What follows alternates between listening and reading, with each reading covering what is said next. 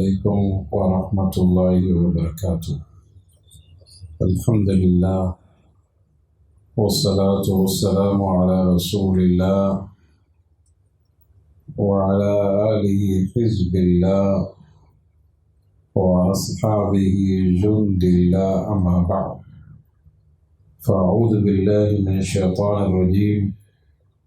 بسم الله الرحمن الرحيم. يا أيها الذين آمنوا اتقوا الله حق تقاته ولا تموتن إلا وأنتم مسلمون.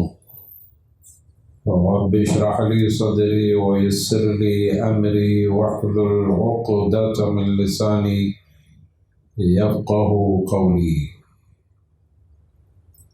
اللهم صل على محمد وعلى آل محمد كما صليت على إبراهيم وعلى آل إبراهيم إنك حميد مجيد.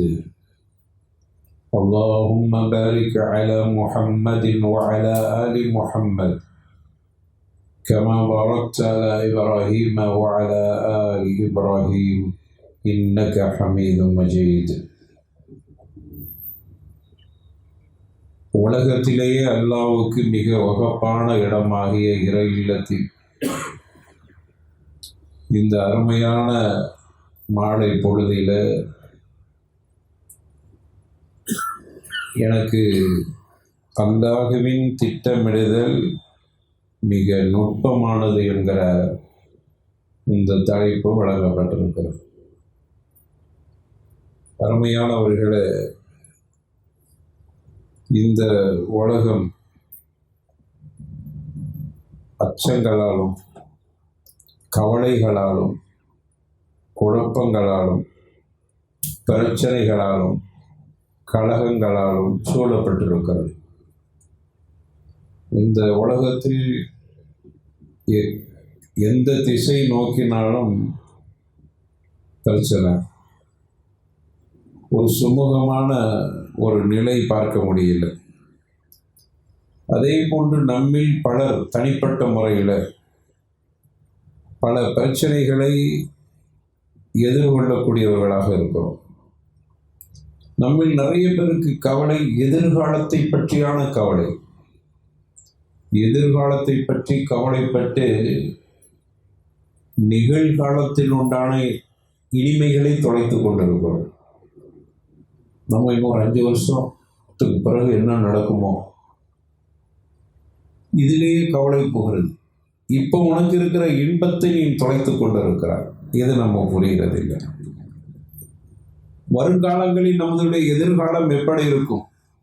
ஒரு பதவியில் இருக்கிறவர் இந்த பதவி எவ்வளவு காலம் இருக்கும் அச்சப்படுகிறார், கவலைப்படுகிறார். இருக்கிற காலத்தில் அந்த பதவியில் சரியாக இருப்போம் என்பதை எண்ணி பார்ப்பதில்லை. எவ்வளவு காலத்துக்கு இதை தக்க வைத்துக் கொள்வோம்? நம்மை அறியாத ஒரு பதவி மோகம், பொருளாதார மோகம். இன்னும் சிலருக்கு நம்முடைய பிள்ளைகளின் எதிர்காலத்தை பற்றி கவலைப்படுகிறார். பிள்ளையுடைய எதிர்காலம் எப்படி இருக்கும்? நீ மார்க்க ரீதியாக கவலைப்பட்டால் அர்த்தம் இருக்கிறது. ஆனால் உலக வாழ்வாதாரம் ரீதியான கவலை நமக்கு.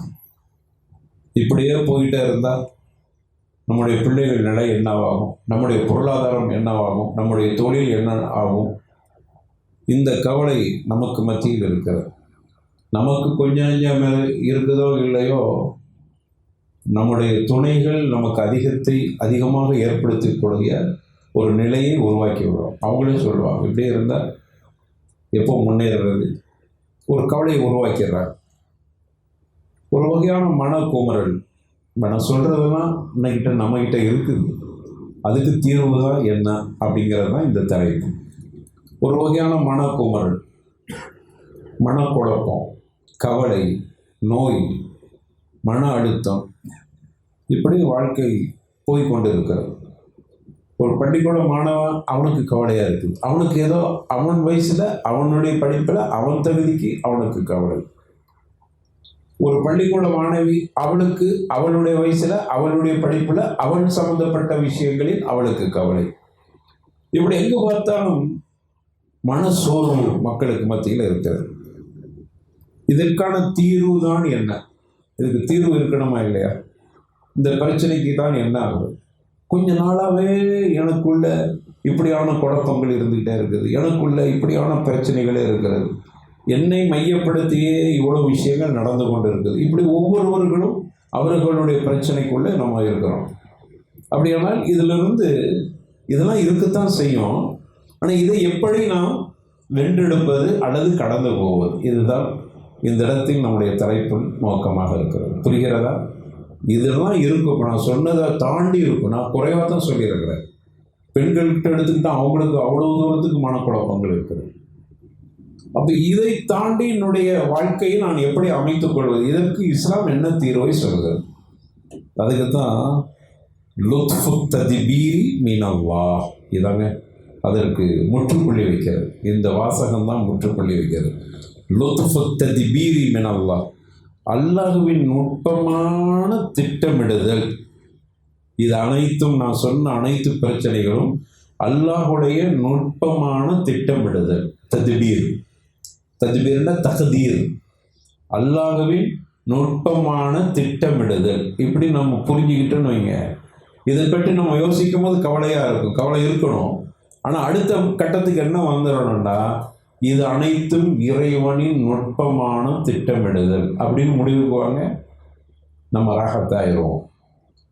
நம்ம இதில் ஒரு துமனீனத்து நமக்கு வந்துடும். இதில் நமக்கு ஒரு மன அமைதி கிடைச்சிடும். இந்த நம்பிக்கை நமக்கு ஒரு பெரிய ஆறுதலை உருவாக்கும். இது வெறுமன வார்த்தளவில் இருக்கக்கூடாது, சும்மா சொல்லுக்கு இருக்கக்கூடாது. இது நம்முடைய இதயத்தில் கல்பில் அப்படி உறைந்து போயிருக்கணும். எப்படி? இந்த பிரச்சனையெல்லாம் வருகிற பொழுது எனக்கு கவலை வரணும். கவலை வந்தால் தான் மனுஷன். இந்த பிரச்சனையெல்லாம் வருகிற பொழுது கவலை வரணும். அடுத்த கணமே முடிவுக்கு வந்துடணும். இவைகள் அனைத்தும் இறைவனுடைய நுட்பமான திட்டமிடுதல். அப்படின்னு நீங்கள் நினச்சி பாருங்க. சொல்லி பார்க்கறது இல்லை, நினச்சி பாருங்க. அல்லது சொல்லி பழக்கப்பட்டு அதை உறுதியாக நம்பி பாருங்க. ராகத்தாயிரும். நிறைய பிரச்சனை இருக்கும், ஆனால் ராகத்தாகும், துமனீனத்தா போயிடும். ஏன்னா இது அனைத்தும் அல்லாஹ் நுட்பமாக திட்டமிடுறான். முடிஞ்சிருச்சு. அல்லாஹ் நுட்பமாக திட்டமிடுகிறான் என்று வருகிற பொழுது அவன் நமக்கு என்னைக்கும் மிகப்பெரிய ஆபத்துக்களை உருவாக்க மாட்டான். நம்ம தக்தீர் மேலே நமக்கு நம்பிக்கை வந்துடும். இதெல்லாம் தக்தீர் மேலே, அல்லாஹுடைய திட்டமிடுதல் மேல் நமக்கு நம்பிக்கையின் குறைபாடு, ஈமானுடைய நொக்சான் இங்கே கொண்டு வந்து நிறுத்துது. நம்ம கல்வியில் ஏற்படக்கூடிய மறதுக்கு என்ன காரணம்? குழப்பத்துக்கு என்ன காரணம்? அமைதியின்மைக்கு என்ன காரணம்? கவலைக்கு என்ன காரணம்? மனக்குழப்பத்துக்கு என்ன காரணம்? மனநோய்க்கு என்ன காரணம்னு சொன்னால் நம்முடைய ஈமானுடைய நொக்சான் தான் காரணம். ஈமானில் நமக்கு இருக்கிற மிகப்பெரிய குறைபாடு அல்லது பலகீனம். அல்லாஹ் மேலே நமக்கு இருக்கிற அந்த நுட்பமான தத்பீரை, அவன் தக்தீரை, அவன் திட்டமிடுதலை தந்தீம் அவன் தான் பண்ணுறான். இதை இந்த உலகத்தினுடைய அனைத்து விஷயங்களையும் தந்தீம் பண்ணுறது யாரு? ரப்பு. அப்படியான ஒரு முடிவுக்கு வந்துட்டா, என் விஷயத்தில் அல்லாஹ் தந்தீம் பண்ணியிருக்கிறான், தத்பீர் பண்ணியிருக்கிறான், தக்தீர் பண்ணியிருக்கிறான், அது நுட்பமாக பண்ணியிருக்கிறான். என்னுடைய அம்சங்களில் என்னை சுற்றி நடக்கிற அத்துணை குழப்பங்களும் அல்லாஹ்வால் திட்டமிடப்பட்டிருக்கிறது. அல்லாஹ்வால் திட்டமிடப்பட்டிருக்குன்னா அது லுத்ஃபா பண்ணப்பட்டிருக்கு. லுத்ஃப்னா ரொம்ப ஒரு திட்டமிடுதல்ங்கிறது நுட்பமான திட்டமிடுதல். ஏனென்றால் அல்லாஹ் நுட்பமானவன், அவன் நுட்பமாக திட்டமிட்டிருக்கான். அதில் எத்தனையோ பின்னாடி கயிறு இருக்கிறது. அதான் நுட்பமான திட்டமிடுதல்னா என்ன அர்த்தம்? உன் கண்ணுக்கு முன்னால் நீ பார்ப்பது ஷர்ராக தெரிகிறது, தீமையாக தெரிகிறது. நாம் அதனால் கைசேதப்படுகிறோம், கவலைப்படுகிறோம், மனக்குழப்பத்துக்கு ஆளாகிறோம். நமக்கு கிடைக்க வேண்டியது கிடைக்காமல் ஆகிவிட்டது, நான் இதை இழந்து விட்டேனே, இப்படி செய்திருந்தால் இப்படி நடந்திருக்கும், நான் அப்படி செய்ததால் இப்படி ஆகிவிட்டேன் என்றெல்லாம் நீ குழப்பம் அடைகிற அனைத்துக்குள்ளையும் நம்ம ஒரு விஷயத்தை புரியணும். இதில் ஏதோ ஒரு ஹைரை அல்லாஹ் நடத்த போகிறான். இப்படி நினைச்சு பாருங்க, நப்சு எப்படி ஆயிரும்? துமானினத்து வந்துடுமே, அமைதி வந்துடுமே, மனக்குழப்பத்திலிருந்து நமக்கு ஒரு ராகத்தை வந்துடுமே. இந்த எண்ணம் நம்முடைய கல்புல உறைஞ்சி போயிடும்.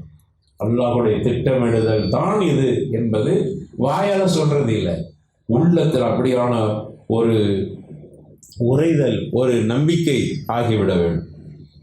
இதை என்னுடைய கற்பனையில் சொல்லல, ரப்பே சொல்லுகிறாங்க. அல்லாஹு லத்தீஃபும் பிஇபாதிஹி, எவ்வளோ அற்புதமான வார்த்தை பாருங்க.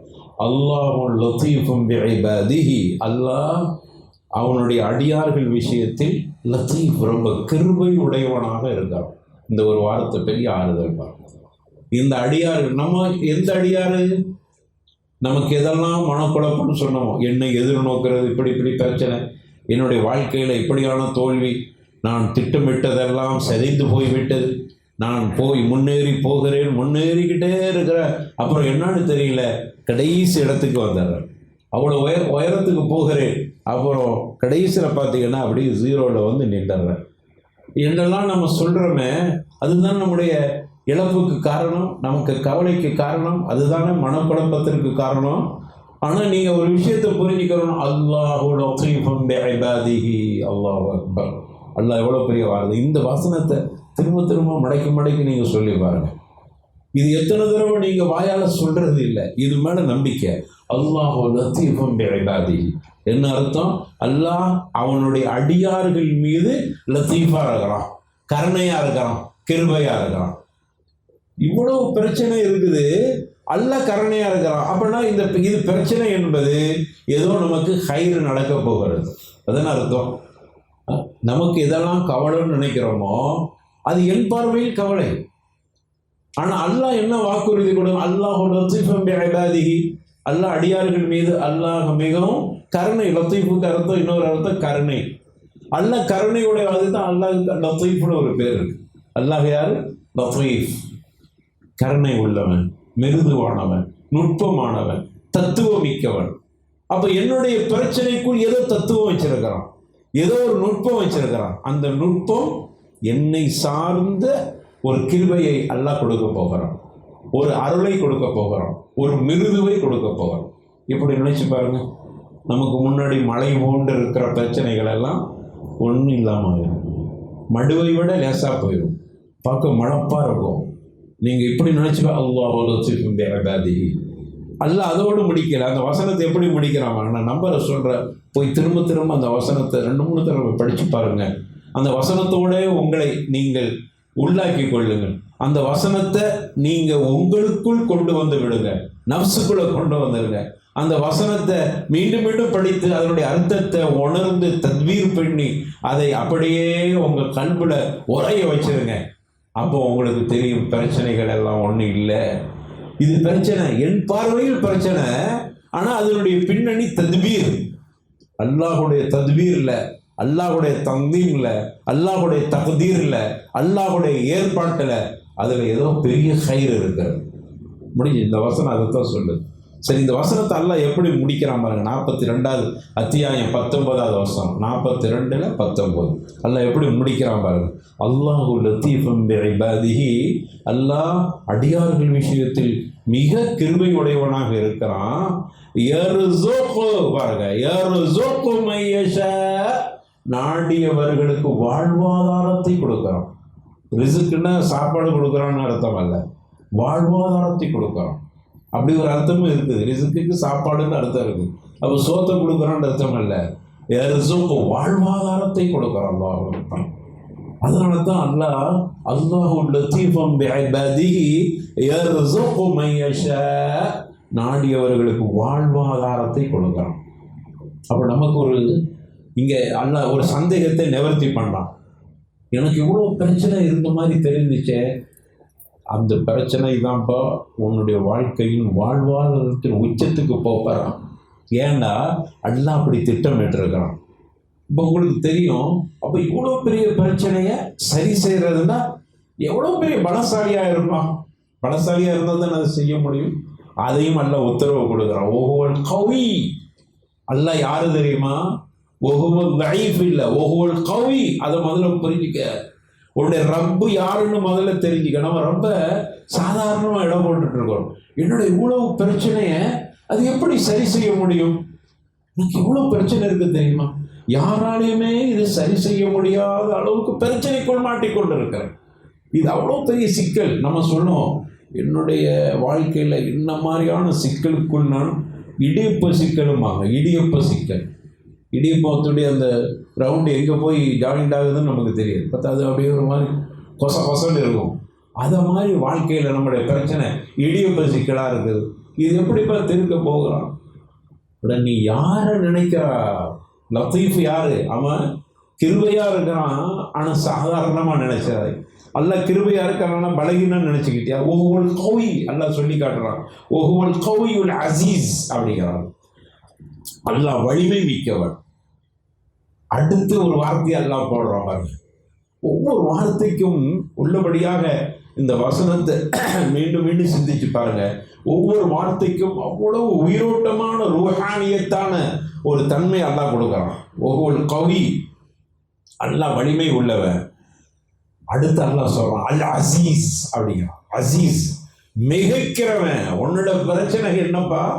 அந்த பிரச்சனையெல்லாம் அவன் மிகைச்சிருவான். அல்லாஹ் கிட்ட உன்னோட பிரச்சனை என்பது ஒண்ணுமே இல்லை. லாஷை, அது ஒண்ணுமே இல்லை. அது ஒண்ணு இல்லை. காரணம் அசீஸ். அல்லாஹ்வுக்கு ஒரு பேர் அசீஸ், மிகைக்கிறவன்.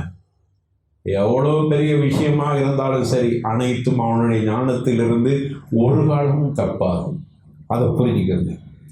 எவ்வளவு பெரிய சிக்கலாக இருந்தாலும் சரி, அது அல்லாஹுடைய ஞானத்திலிருந்து அது தப்பாது. ஏனென்றால் அல்லாஹ் அசீஸ், மிகைப்பவனாக இருக்கிறான். அனைத்தையும் அறியக்கூடியவனாக இருக்கிறான்.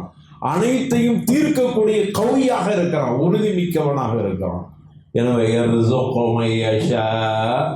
நாடியவர்கள் வாழ்வாதாரத்தை கொடுக்கிறான். எனவே தான் அவன் அல்லாஹ் அவனுடைய அடியார்கள் விஷயத்தில் அவ்வளவு கருணை உடையவனாக இருக்கிறான். இதங்க ரப்பு நமக்கு சொல்கிற மிகப்பெரிய ஆளுதல். நீங்கள் இந்த வசனத்தை 2-3 தடவை மடக்கி பாருங்க. நம்முடைய வாழ்க்கையில் எவ்வளோ சிக்கல்கள் அனைத்தையும் அல்லாஹ் போக்கி விடுவான். உதவி செய்ய அல்லாஹ் நாடிட்டான்னு வைங்க. உதவி செய்யணும்னு அல்லாஹ் ஒரு அடியானுக்கு உதவி செய்யணும்னு அல்லாஹ் நாடிட்டான்னு வைங்க. நம்ம எதிர்பார்க்காத விதத்தில் ஒரு சாதாரணமான ஒரு விஷயத்தின் மூலமாக நமக்கு உதவி கிடைச்சோம். நம்ம நினைப்போம் இதன் மூலமாக உதவி கிடைக்க போகுது, அது சாதாரணமாக இருக்கும். அந்த சாதாரணமான ஒரு விஷயத்தின் மூலமாக அல்லாஹுடைய நுஸ்ரத்து, அல்லாஹுடைய உதவி வந்துடும். நமக்கு தெரியுது அற்பமான விஷயம் சொல்லி. அல்லாஹ் ரப்பல் ஆலமீனுக்கு அந்த அற்பம் என்பதை அவன் நாடிட்ட அசீஸ், அவன் மிகைக்கிறவன், அவன் கவி. அதிலிருந்து அவன் அதை வலிமையாக அதை செயல்படுத்தக்கூடியவன். எனவே ஒரு சிறிய விஷயத்தில் அல்லாஹ் உதவி செய்யணும் நாடிட்டான்னா ஒரு அற்பமான விஷயத்தின் மூலமாக நமக்கு உதவி கிடைக்கும். நம்ம நினைச்சோம் எவ்வளோ பெரிய விஷயத்த எவ்வளோ பெரிய பலம் கொண்டு நாம் தடுக்கணும் அப்படின்னு நினைப்போம். ஒரு சின்ன சமாச்சாரம் நம்மை சரி செய்யணும். நம்ம இந்த சின்ன சமாச்சாரமா? ஆமாம், உன்னுடைய பெரிய சமாச்சாரத்தை இந்த சின்ன சமாச்சாரம் அதை சரி செய்து விட்டது. காரணம் என்ன தெரியுமா? சின்னது பெருசல்ல. அல்லாஹு லத்தீஃபும் பிஇபாதிஹி, அல்லாஹு லத்தீஃபும் பிஇபாதிஹி யர்ஸுகு மன் யஷா வஹுவல் கவிய்யு அல் அசீஸ். அதனால தான் இது நடந்தது. இவ்வளவுதான். அப்போ அல்லாஹுடைய உதவி என்பது, ஏன்னா அல்லாஹ் லத்தீஃபுல் கபீருங்கிறான் இன்னொரு இடத்துல. அவன் நுட்பமானவன், கபீர், நன்கு அறிந்தவன், நுட்பமாக அறிந்தவன். சும்மா அறிகிறது இல்லை. நம்ம அறிதல்னா மேட்டாப்புல அறிகிறது இல்லை. கபீர் யாழமண்டா அறிதல். கபீர்னா அது உள்ள நுழைந்து அதனுடைய அக்குவேர் ஆணிவேராக அனைத்தையும் அதனுடைய அடிமட்ட வரைக்கும் அறிதலுக்கு தான் கபீர். அல்லாவுக்கு அப்படி ஒரு பேர் இருக்கிறது. அல்லாஹ் லத்தீஃபுல் கபீர். அவன் நுட்பமானவன், நன்கு உள்ளதை உள்ளபடியாக அறியக்கூடிய ஆற்றல் உள்ளவன் அல்லாஹ். எனவே அவன் உதவி செய்ய நாடிட்டா அற்பமான ஒன்றின் மூலமாக நமக்கு பெரிய உதவியே கிடைத்துவிடும். அதனால் உங்களுக்கு எவ்வளோ பிரச்சனை இருந்தாலும் இந்த வசனம் உங்களுடைய உள்ளத்தை துமனீனத்தை உருவாக்கக்கூடிய வசனம், ஒரு அமைதியை உருவாக்கக்கூடிய வசனம். குர்ஆனை நிறைய படிங்க, குர்ஆனோடு தொடர்பு வைங்க. என்னதான் பிரச்சனை இருக்குது, எவ்வளோ சிக்கல் இருக்கிறது. சிக்கல் இல்லாத, பிரச்சனை இல்லாத சச்சரவு இல்லாத மனிதன் யாருமே இல்லை. எல்லாத்துக்கும் முஷ்கில் இருக்குது, எல்லாத்துக்கும் பிரச்சனை இருக்குது, எல்லாத்துக்கும் கஷ்டம் இருக்கிறது. ஆனால் இந்த கஷ்டங்களை எல்லாம் தீர்க்கக்கூடிய வல்லமை அல்லாஹ்வுக்கு இருக்கிறது. இதை நான் உறுதியாக நம்பணும், என் உள்ளத்தை நான் சரியாக வச்சுக்கிறேன்னு சொன்னால் குர்ஆனோடு நெருக்கமாக இருங்க. குர்ஆன் இதற்கு நமக்கு தத்பீர் கொடுக்குறது, ரொம்ப அது பயிற்சி கொடுக்குது. குர்ஆனுடைய வரலாறுகள் நம்முடைய ஈமானை உறுதி செய்வதற்காக வரலாறு. குர்ஆனில் வரலாறுலாம் நம்ம வரலாற்று சொல்கிறதுக்கு வரலாற்று புத்தகமாக குர்ஆன் இல்லை. வரலாறு சொல்லிட்டு அப்போ அங்கே வரலாறு சொல்லப்பட்டிருக்கிறது என்ன தெரியுமா? நம்முடைய ஈமானை உறுதி செய்வதற்காக சொல்லப்படுகிற வரலாறு. இப்படியெல்லாம் வரலாற்றில் வாழ்ந்திருக்கிறார்கள். அவர்களுக்கு உங்களை விட பிரச்சனைகள் வந்திருக்கிறது. அந்த பிரச்சனைகள் எப்படி தீர்க்கப்பட்டது? அல்லாஹ் லத்தீஃப் கபீர், அல்லாஹ் லத்தீஃப், அவன் கபீர், அவன் அசீஸ், அவன் கவி. அதான் வரலாறு பேசுகிறது. வரலாறோடு அப்போ குர்ஆனை நீங்கள் படியுங்கள், வரலாற்றோடு அதை தொடர்பு படுத்தி பாருங்கள், நம்முடைய ஈமான் உறுதி அடையும். உதாரணத்துக்கு எடுத்துக்கொண்டால் நாம் பார்க்கலாம், இப்ராஹிம் அலைஹிஸ்ஸலாத்து வஸ்ஸலாம், அவங்க மனைவி ஹாஜர் அலைஹிஸ்ஸலாம். இப்ராஹிம் அலைஹிஸ்ஸலாம், ஹாஜர் அலைஹிஸ்ஸலாம், தன்னுடைய பிள்ளை இஸ்மாயில் ஹிஜ்ரத்துக்கு போகிறாங்க. நமக்கு தெரிஞ்ச வரலாறு, அது சமீபத்தில் அடிக்கடி கேள்விப்பட்ட வரலாறு. இப்போ நம்ம முடிஞ்சிருக்குது பக்ரீத்தில், உதுஹியா வரலாறுலாம் இதை சொல்லியிருப்பாங்க. போனாங்க, அந்த போன இடத்துல ஒரு இடத்துல நிறுத்திட்டு போகிறாங்க. மக்கா, அன்னைக்கு மக்கா எப்படி இருந்துச்சு? மக்கா இப்படி இருக்கிற பக்காவா இல்லை. அன்னைக்கு அந்த மக்கா பிவாதின், அல்லாஹ் சொல்கிறான், பிவாதின் கைரி தி ஜரா அப்படிங்கிறான். பிவாது கைரு தி ஜரா, எந்த பசுமையும் புற்பூண்டுகளும் இல்லாத ஒரு கட்டாந்தரையாக இருந்தது. கட்டாந்தரை, வெறும் பாலைவனம், ஒரு வகையான பள்ளத்தாக்கு, கரடு முரடான, அதே போல் ஒரு கல்களும் பாறைகளும் நிறைந்த ஒரு பசுமை கூட இல்லாத ஒரு கட்டாந்தரை. இதில் தான் ஹாஜரை நிறுத்தியிருக்கிறாங்க அலைஹிஸ்ஸலாம். இது குர்ஆன் சொல்லுது விவாதின் கைரி தி ஜரா அப்படிங்கிறது, பசுமை இல்லாத ஒரு ஓடை அப்படின்னு குர்ஆன் சொல்லுகிறது. ஹதீஸில் பார்க்குறோம், லைஸ ஃபீஹி யுன்சுன் வல ஷைஉன், ரசூலுல்லாஹ் இப்படி சொல்கிறாங்க. அங்கு இன்சும் இல்லை, வல ஷை, மனுஷனும் இல்லையா, வல ஷை, எதுவுமே இல்லை, அப்படியான இடம் என்று ஹதீஸ் அந்த இடத்தை வர்ணிக்குது. இப்படியான ஒரு இடத்தில் யார் நிறுத்தப்பட்டிருக்கிறா? ஹாஜர் நிறுத்தப்பட்டிருக்கிறாங்க. அவங்க கையில் இஸ்மாயில் அலைஹிஸ்ஸலாம் இருக்கிறாங்க. விட்டுட்டு இப்ராஹிம் அலைஹிஸ்ஸலாம் போகிறாங்க.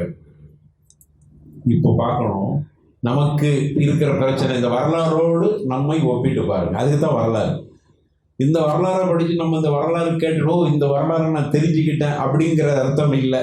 என்ன அர்த்தம்னா, இந்த வரலாற்றில் எனக்கு அந்த வரலாற்றுக்கும் என்ன தொடர்பு இருக்கிறது? இது எனக்கு மட்டும் இல்லை, ஒவ்வொருவர்களும் தங்களுடைய பிரச்சனையோடு இந்த வரலாறை தொடர்பு படுத்தி பாருங்கள். எனக்கும் இந்த வரலாற்றுக்கும் ஒரு தாண்டோப்பு இருக்கிறது, ஒரு தொடர்பு இருக்கிறது. என்ன தொடர்பு அது இருக்கிறது? என்கிட்ட எவ்வளோ பிரச்சனை இருக்குது. பெண்கள் எடுத்துக்கிறோம், பெண்கள் ஒவ்வொருவர்களுக்கும் பிரச்சனை. பெண்களை பொறுத்தவரையில் கணவனின் மூலமாக பிரச்சனை, கணவனே அவருக்கு பிரச்சனை. சில நேரங்களில் சில பெண்களுக்கு மகனின் மூலமாக பிரச்சனை, சில நேரங்களில் சில பெண்களுக்கு தன்னுடைய பெற்றெடுத்த பெண் பிள்ளையால் பிரச்சனை, சில நேரங்களில் தன்னுடைய பெண்களுக்கு தன்னுடைய மாமியாரால் புகுந்த இடங்களிலே ஏற்படுகிற பிரச்சனை என்று இப்படி நிறைய பிரச்சனைகள் பெண்களுக்கு இருக்கிறது.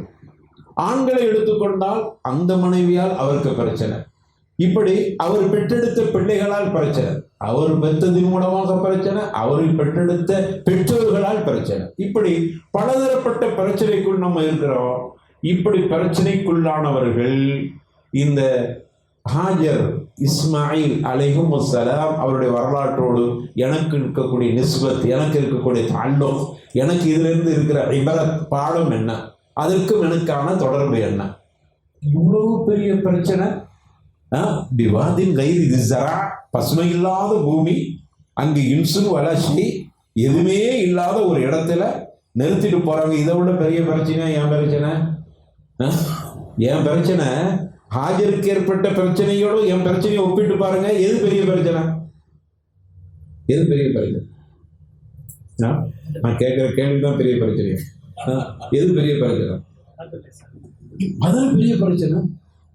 ஒண்ணுமே இல்லாத இடத்துல நிறுத்திட்டு போயிடும். எனக்கு எந்த பிரச்சனை வந்தாலும் வீட்டில் தண்ணி எடுத்து குடிக்கிறதா இருக்கு, அங்க ஒண்ணுமே இல்லையே. அவ்வளவு பெரிய பிரச்சனைய எப்படி கையாண்டாங்க? அதுக்கு தான் அந்த வரலாறு அல்ல குர்ஆன்ல சொல்றோம்.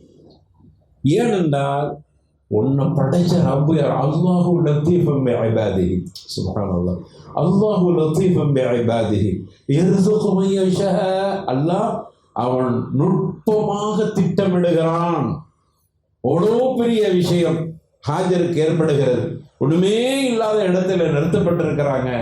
ஆனால் அவர்களை விட்டுட்டு இப்ராஹிம் அலைஹிஸ்ஸலாம் நகண்டு போறாங்க. மௌனமா இருந்த ஹாஜர் கேட்கிறாங்க, என்ன விட்டுட்டு போறீங்களே? அல்லாஹுல்லதி அமரக்க பிஹாதா யா இப்ராஹிம். ஹதீஸ்ல பார்க்கிறோம், அல்லாஹுல்லதி அமரக்க பிஹாதா யா இப்ராஹிம். இப்ராஹிமே, அல்லாஹ்வோட கட்டளையா நீங்க எங்களை விட்டுட்டு போறீங்க? இப்ராஹிம் அலைஹிஸ்ஸலாம் சொன்னாங்க, கால நஅம், ஆமா. கால உடனே அந்த பெண்மணி சொன்ன வார்த்தையை பாருங்க, இதுதாங்க நமக்கு தீர்வுங்க. என்ன சொன்னாங்க தெரியுமா? அல்லாஹ் சொல்லி இருக்கிறானா, இதன் லா யுதையுனா. புகாரில வரக்கூடியது. அல்லாஹ் சொல்லி இருந்தா அல்லாஹ் என்னை வீணாக்க மாட்டான், பழுதாக்க மாட்டான். என்ன நம்பிக்கை?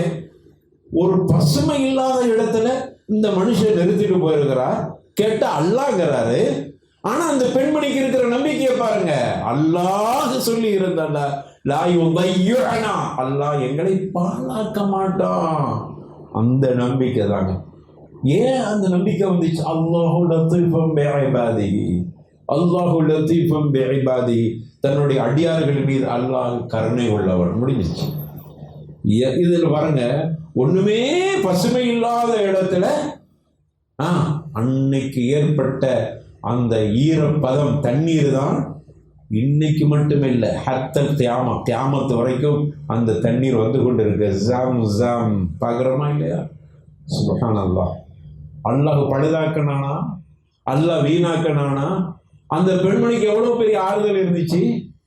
அவங்க பைத்தியம் ஆயிட்டாங்களே, இப்படி விட்டுட்டு போயிட்டாரு, இப்போ யாரும் இல்லாத இடத்துல விட்டுட்டு போயிட்டாரு. ஒரு 10 தடவை சொன்னால் பைத்தியம் ஆயிடும். எப்படி தானே? 10 தடவை இது மடக்கி மடக்கி சொல்லி பாருங்க. இப்படி ஒரு இடத்துல இப்ராஹிம் விட்டுட்டு போயிட்டாரு, என்ன மனுஷன் விட்டுட்டு போயிட்டாரு, என்ன மனுஷன், ஒரு பசுமை இல்லை, ஒன்று இல்லை, ஈரம் இல்லை, தண்ணி இல்லை, வெண்ணி இல்லை, என்னடா இது அப்படின்னு ஒரு 10 தடவை சொன்னால் பைத்தியம் ஆயிடும்.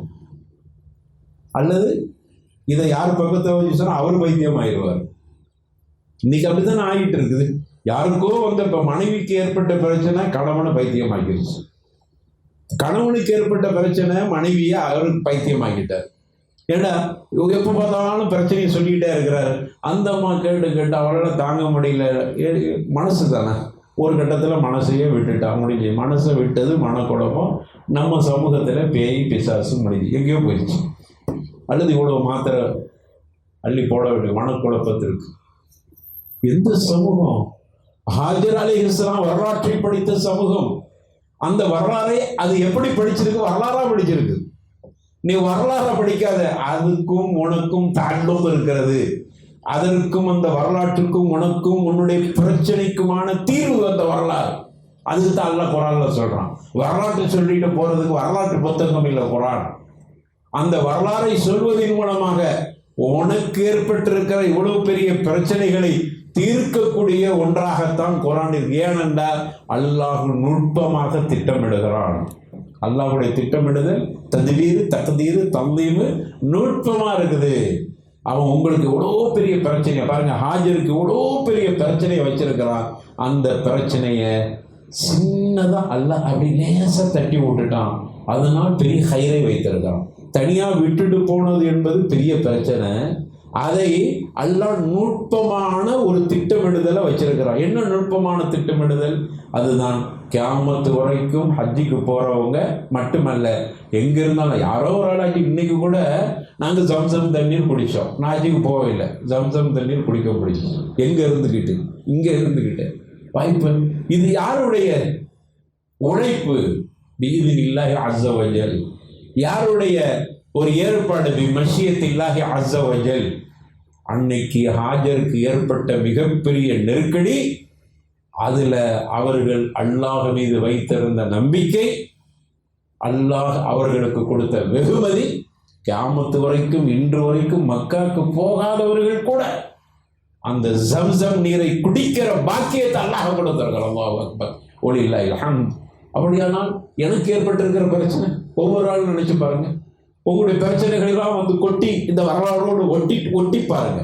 உங்க பிரச்சனை முதல்ல கொட்டுங்க, இந்த வரலாறு ஒட்டுங்க, அப்புறம் உங்களுக்கு கிடைக்கும் அல்லாஹ் அல்லாஹ் அடியாரின் மீது அவ்வளவு நுட்பமான கருணை வச்சிருக்கிறான். இந்த பிரச்சனைக்கு ஒரு பெரிய தக்தீர் அற்புதமான ஒரு திட்டமிடுதல் அல்லாஹ் வச்சிருக்க. அதுக்கு பிறகு பெரிய கயிறு இருக்கிறது. இப்படி நம்பிட்டா என்னுடைய வாழ்க்கையில் துமானினத்து கிடைக்குமா கிடைக்காது? எங்க துமானினத்து நமக்கு வரமாட்டேங்குது. ஏன்? அமைதி இல்லை. அமைதி இல்லாதனால தான் பிரச்சனை.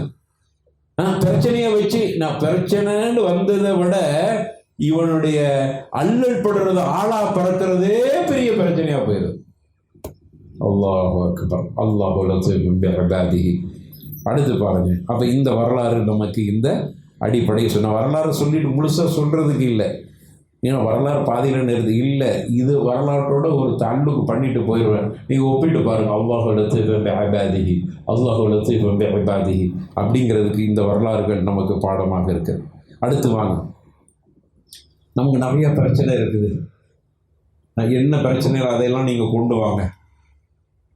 யூசுப் அலைஹிஸ்ஸலாத்து வஸ்ஸலாம் அவர்களுடைய வரலாற்றோடு கொஞ்சம் ஒப்பிட்டு பாருங்க. உங்கள் பிரச்சனையெல்லாம் கொண்டு வாங்க.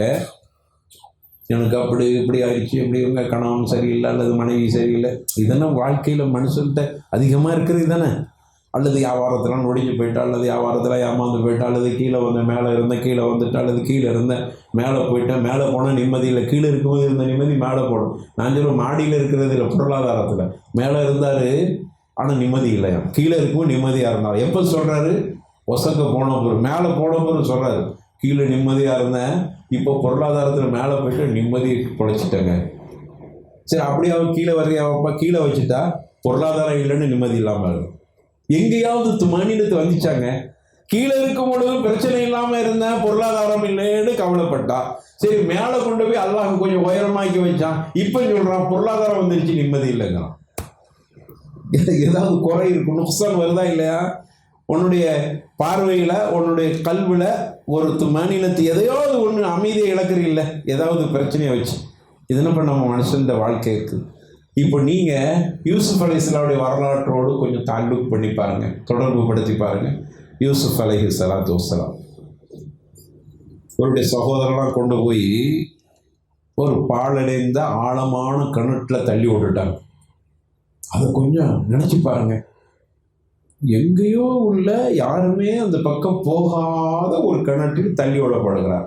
அந்த நிகழ்வு என்ன சொல்லுது? இப்ராஹிம் யூசுப் அலைஹிஸ்ஸலாத்து வஸ்ஸலாம் அவருடைய லைஃப் சமாதி முடிஞ்சிருச்சு, அங்கேயே முடிஞ்சிருச்சு, கிணத்துலேயே சமாதி ஆயிட்டாங்க. அப்படித்தானே அந்த பிரச்சனை முதல்ல பார்க்கும்போது அப்படித்தான் தெரியும். அதோடு முடிஞ்சு போச்சு. அல்லாஹ் குர்ஆனில் சொல்கிறான், அல் கூஃபி கயாபத்தில் ஜுப்பு. நம்ம ஓதுற குர்ஆனில் அப்படி தான் இருக்குது.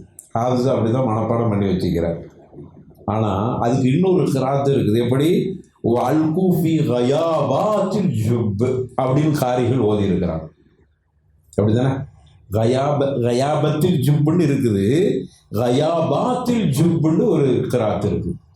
கயாபத்தில் ஜுப்புன்னா என்ன, கயாபாத்தில் ஜுப்புன்னா என்ன? கயாபத் என்ன? கயாபத்து அதனுடைய பன்மை என்ன சொல்கிறான் அல்லாஹ் அப்படின்னா, யூசுப் அலைஹிஸ்ஸலாத்து வஸ்ஸலாம் அவர்களை நம்ம இப்போ ஓதிக்கிட்டு இருக்கிற நடைமுறையில் நம்ம பிரிண்டில் இருக்கிற குர்ஆன் இன்னைக்கு ஹாஃபிதுகள் கல்பில் மனப்பாடம் பண்ணி வச்சுக்கிறது இப்படி. வால்கூஃபி கயாபத்தில் ஜுப்பு, கிணற்றினுடைய கயாபத்தின் அடிப்பாகத்தில் அவர் வீசப்பட்டார். கிணத்தினுடைய அடிப்பாகம், ஆழமான கிணறு, அதனுடைய அடிப்பாகத்துக்கு போயிட்டார். அதான் கயாபத்து. சரி, இன்னொரு கிராத்து சொன்ன கயாபாத் அப்படின்னா பல வகையான அடுக்குகள் கொண்ட கிணறு. ரெண்டு கிராத்து. அந்த இன்னொரு கிராத்து இருக்கிற அதன்படி பார்த்தா எப்படியான கிணறு தெரியுமா? அந்த கிணறு வழிக்கப்படுகிறது கயாபாத், பல வகையான அடுக்குகள் கொண்ட இருள் சூழ்ந்த, அது ரொம்ப ரொம்ப ஆழமான, யாருடைய கண் பார்வைக்கும் தெரியாத ஹைபான கயாபாத், அல்லாஹ் மறைவான ஒரு இடத்த கிணத்துல கொண்டு போய் தள்ளி விட்டுட்டார். அது மறைவா இருக்குது, அது ஆழமா இருக்குது, அது கயாபாத்தா போயிட்ட. அதுக்குள்ள இருக்கிற மனுஷன் எப்படி காப்பாற்றப்பட முடிஞ்சு போச்சு. யூசுப் சமாதி, அவ்வளவுதான் அவருக்கு, அதான் கபர் அவருக்கு. ஆனால் அல்லாஹு லத்தீஃபும் பேருடாது, அதை மறந்துடக்கூடாது. அல்லாஹ் யாரு? அல் லத்தீஃபு இபாதிஹி, அவனுடைய அடியார்கள் மீது அவன் கருணை உள்ளவன்.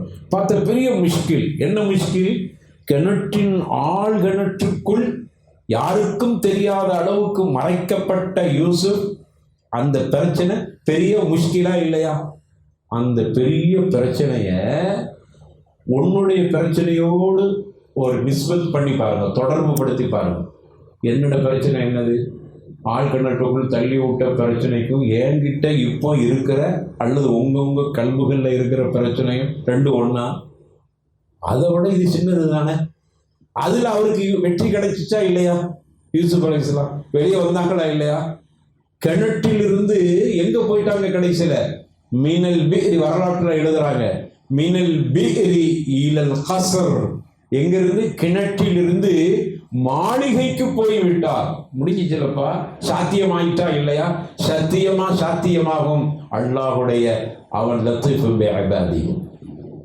அவருக்கு அது நீங்க நினைக்கிறான், என்னடா இது கிணற்றுக்குள், கிணற்றுக்குள் அப்படியே வீசப்படுகிற யூசுப், இதற்கு பிறகு அவருக்கு எங்க வெற்றி வரப்போகிறது என்று அவர் உள்ளபடியாக அல்லாஹ் மீது நம்பிக்கை இழந்திருந்தால், அல்லது அப்படிப்பட்ட பிரச்சனையை அல்லாஹ் தீர்த்து இருக்கிற பொழுது, அந்த அல்லாஹ் தானே நமக்கு ரப்பு. யூசுஃபுக்கு வேற ரப்பு, நமக்கு வேற ரப்பா? அந்த ரப்பு யாரோ கவியோ, அதே ரப்பு தான் எனக்கும் கவி. அவன் தான் குவத்து வாழா, அவன் தான் குதிரத்து வாழா. அந்த குதிரத்து வாழா தான் அவருக்கும் குதிரத்து வாழா, எனக்கும் அவன் தான் அவருக்கும் குவத்தை கொடுக்குறான், அவருக்கு வெற்றியை கொடுத்தான். அப்படி ஆனால் என்னோட பிரச்சனை?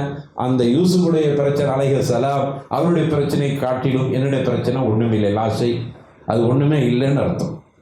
ரொம்ப ரொம்ப பசீத், ரொம்ப ரொம்ப ரொம்ப ரொம்ப ஒண்ணுமே இல்லை அவருடைய விஷயத்தை பார்க்கிறப்போ. இதுக்கு தாங்க இந்த வரலாறு, குர்ஆன் வரலாறு. நீங்க குர்ஆனை இப்படி படிச்சு பாருங்க. யூசுப் அலைஹிஸ்ஸலாத்துக்கு எவ்வளவு பெரிய ஒரு முஷ்கில் இருந்து அல்லாஹ் இஸ்லாஹ் கொடுத்தான். அப்படிப்பட்ட ரப்பு ஏன் எனக்கு என்னுடைய முஷ்கில் இருந்து அல்லாஹ் இஸ்லாஹ் கொடுக்க மாட்டான்? அவருக்கு எவ்வளவு பெரிய பிரச்சனை இருந்து அல்லாஹ் வெற்றியை கொடுத்து மாளிகளை கொண்டு போய் அமர்த்தினான். கிணற்றில் இருந்தவர் இலல் கஸ்ர், பெரும் மாளிகையில் போயிருந்தார். சந்தையில் அடிமையாக விற்கப்பட்டவர் கடைசியில அசீஸுடைய மனைவியின் மிகப்பெரிய மாளிகையில் இருந்தார். ஆச்சரியமா இருக்குல்ல? இது எப்படி சாத்தியமாயிற்று? அல்லாஹு லத்தீஃபு பிஇபாதிஹி யர்ஸுகு மன் யஷா வ ஹுவல் கவியுல் அஸீஸ். இந்த வசனத்தை திரும்ப மடக்கி படிச்சு பாருங்க. இதுக்கு தீர்வு, பதில் கிடைச்சிப்போ. அல்லாஹ்வை பொறுத்தவரையில் சின்ன விஷயத்தில் நமக்கு பெரிய உதவி, அல்லாஹ் நுஸ்ரத்து கொடுக்கணும், உதவி கொடுக்கணும் நாடி விட்டால் அவன் சின்ன விஷயத்துல கூட நமக்கு வெற்றியை கொடுத்துருவான். இதாங்க அல்லாஹ். இப்படி அல்லாஹ்வை நினைங்க. நம்ம அல்லாஹ்வை என்ன பண்ணிட்டோம்? என் பிரச்சனையை பெருசாக்கிட்டு அல்லாஹ்வை சின்னதாக்கி கொண்டோம். முட்டாள் தன்மை நமக்கு, நம்ம கிட்ட முட்டாள்தனமான தன்மை. என்னோட பிரச்சனை பெருசா காட்டிட்டு அல்லாஹ்வை சின்னதாக, அல்லாஹ் லத்தீஃபுடா, அவன் கவி அப்படி நினைச்சுக்கிறேங்க.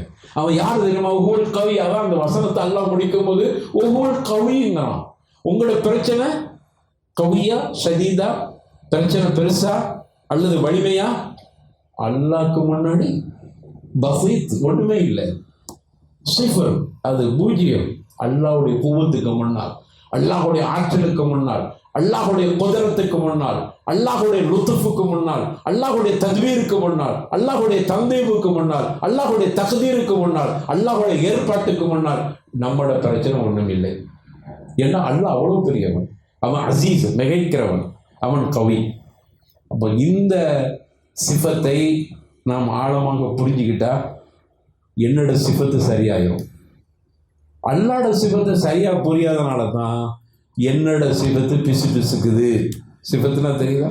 தன்மை, பண்பு. அல்லாஹ்வோட பண்பை சரியா புரிஞ்சுட்டா என்னோட பண்பு சரியாயிரும். அல்லாட பண்பை நான் சரியாக படிக்காதனால தான் என்னோட பண்பு பிசுக்குது. என்னோட பண்பில் எனக்கு குழப்பம் ஏற்பட்டுருச்சு. என்னோட பிரச்சனையை வச்சு நான் பெருசாக்கி என் மண்டை வரைக்கும் குழம்பி என் உள்ளத்தில் ஒரு அமைதி இல்லாத நிலை ஏற்பட்டு விட்டோம். அப்போ அந்த யூசுப் அலைஹிஸ்ஸலாம் வரலாற்றில் நமக்கு ஒரு பாடம் இருக்கிறது. அடுத்து பாருங்க, அதே யூசுப் அலைஹிஸ்ஸலாத்தை எடுத்துக்கொள்ளுங்க. மாளிகையில் வைத்த அல்லாஹ், மாளிகையில் கிணற்றுல கிடந்த மனுஷனை அல்லாஹ் காப்பாற்றி மாளிகைக்கு அனுப்பினான். எவ்வளோ பெரிய ஒரு வாய்ப்பை கொடுத்தால், கிணறு என்கிற ஒரு பாழடைந்த அழிந்து போகிற சமாதியாகிற கபருக்குடியை விட மோசமாக பார்க்கப்படுகிற எந்த மனிதர்களும் அங்கு ஒத்துக்கூட எட்டி கூட பார்க்காத ஒரு இடமாக இருக்கிற அந்த கிணறு, அதுக்கு தான் கயா பாத்து அப்படின்னு அரபியில் சொல்றாங்க. அப்படியான கிணற்றில் இருந்த மனுஷனை சந்தையில் போய் அங்கே போய் இங்கே போய் பெரிய மாளிகையில் வச்ச ரப்பு அங்கே கொண்டு வந்துட்டான்ல, உயரத்துக்கு கொண்டு வந்துட்டான்ல, கபரில் இருந்து உயரத்துக்கு வந்துருச்சு. இப்போ என்ன பண்ணா, அங்கே ஒரு சோதனை கொண்டு போய் இல சிஜின். இப்போ எங்கே போறாரு? மாளிகையில் மினல் கசிரி இல சிஜின். வாழ்க்கைய பாருங்க, மினல் பிரி இலல் கசிரி, மினல் கசிரி இல சிஜினி. எங்க? கிணற்றிலிருந்து மாளிகை, மாளிகையிலிருந்து சிறைச்சாலை போயிட்டாங்க யூசுப் அலைஹிஸ்ஸலாத்து வஸலாம். பல ஆண்டுகள், எவ்வளோ காலங்கள் என்று ஹதீஸுகளில் பெருசாக தெளிவு இல்லாட்டாலும் தப்சீருடைய உலமாக்கள் சொல்கிறத பார்க்கும்போது பல ஆண்டுகள் சிறையிலே வாழுகிறார். மாளிகையிலிருந்து சிறைக்கு போயிட்டாங்க. அவங்க இழந்தாங்களா? எப்படி மாளிகையில் சுகமாக இருந்தோம், ஒன்றுமே இல்லாத என் மேலே அவதூறு சொல்லி அந்த பொம்பளை எனக்கு என் மேலே இவ்வளோ அசிங்கப்படுத்தி களங்கப்படுத்தி இன்னைக்கு சிறையில் வந்து நிற்கிறேன் அப்படி நினைச்சு மனசு போட்டு குழப்பி யூசுப் பைத்தியமானாரா? நவுது பில்லா வல் இயாது பில்லா. அல்லாஹ் அவரை எவ்வளவு கண்ணியப்படுத்தலாம். அந்த சிறைக்குள் போய் அவர்கள் எப்படி இருந்தாங்க? சிறைக்கு போனது அவருக்கு அழிவை கொடுப்பதுக்கல்ல, அந்த சிறை என்கிற திட்டமிடுதல். இங்கதான் வரணும். அல்லாஹுடைய தத்பீர், அல்லாஹுடைய திட்டமிடுதல் எவ்வளவு நுட்பமா இருந்துக்கு பார்த்தீங்களா?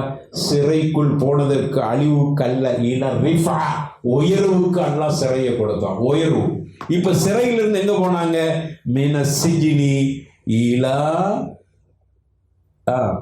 மினர் ரிஃபா, உயர்வான பதவிக்கு போயிட்டாங்க. இல ரிஃபாத்தின் தரஜத்தின் ஊழா, ஒரு உயர்ந்த பதவிக்கு போயிட்டாங்க. அப்போ பாருங்க, மினல் பிஹ்ரி இலல் கஸ்ரி, மினல் கஸ்ரி இல சிஜினி, மின சிஜினி இல ரிஃபாத்தி தரஜத்தில் ஊழா. அல்லாஹு அக்பர். இதாங்க அல்லாஹுடைய தத்பீர், இதாங்க அல்லாஹுடைய திட்டமிடுதல். இதுதாங்க அல்லாஹ் நுட்பமாக திட்டமிடுதான்.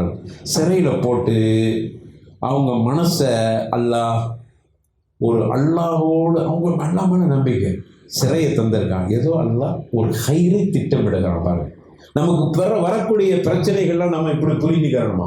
இந்த சிக்கல் அல்லாஹ் தான், ஏன் இந்த சிக்கலை தந்தான், ஏன் அல்ல அந்த சோதனையை தந்தான், நான் தொடுற இடமெல்லாம் சோதனை.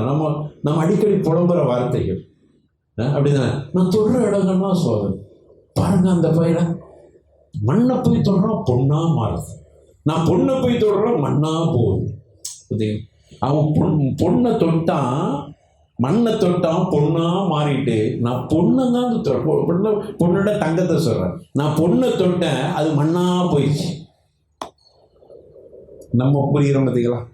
இங்க பாருங்க, யூசுப் அலைஹிஸ்ஸலாம் சரி, அவங்க என்ன நினைக்கிறாங்க?